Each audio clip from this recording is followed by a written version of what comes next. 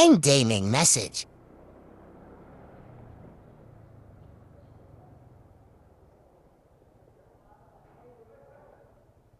Kaya ni replayan ko na.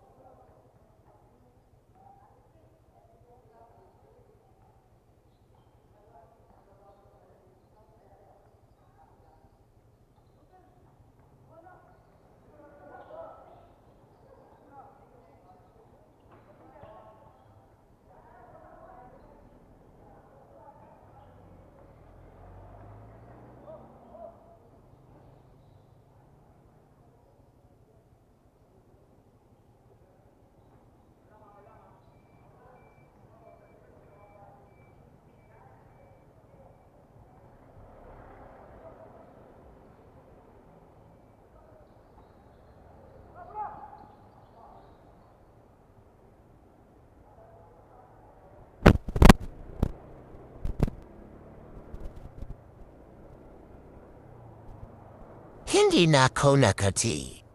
Tinawagan ko na.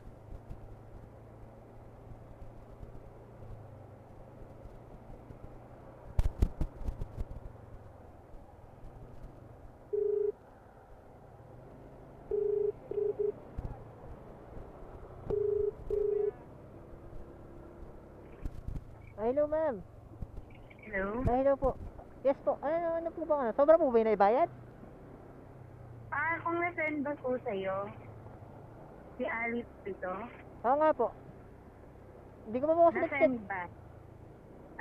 Hindi ko pa kasi nag-check. Ano po bang Sobra po ba? Magkano po ba yung na-send nyo, ma'am? Para maano ko po. Hindi. Sinabi ko lang kung na-send ko. Wala naman po akong sinabi. 120 po yun. Opo. Yung Gcash, ma'am. Ha? Yung, Sa Gcash po.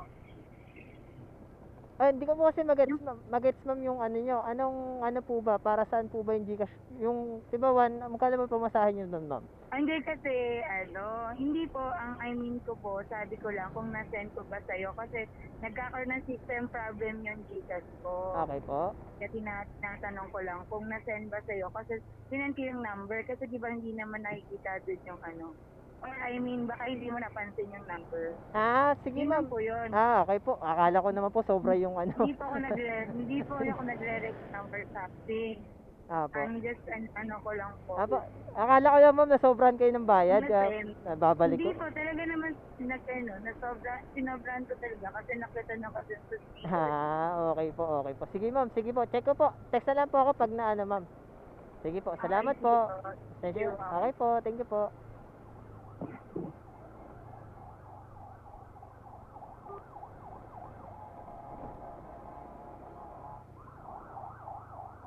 So yun mga kabilad, nagulat na kasi ako, nag-text si madam yung last customer ko na kung na-receive ko daw ba kasi Gcash payment siya. So wala kasing notification si Gcash.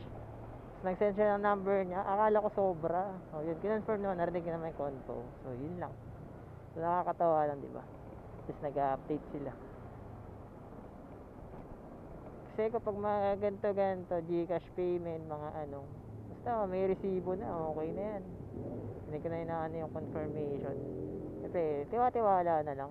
Sa kanila naman, may karma naman niya kung lulukuhin pa nila yung rider na naghatid ng maayos sa kanila, di ba?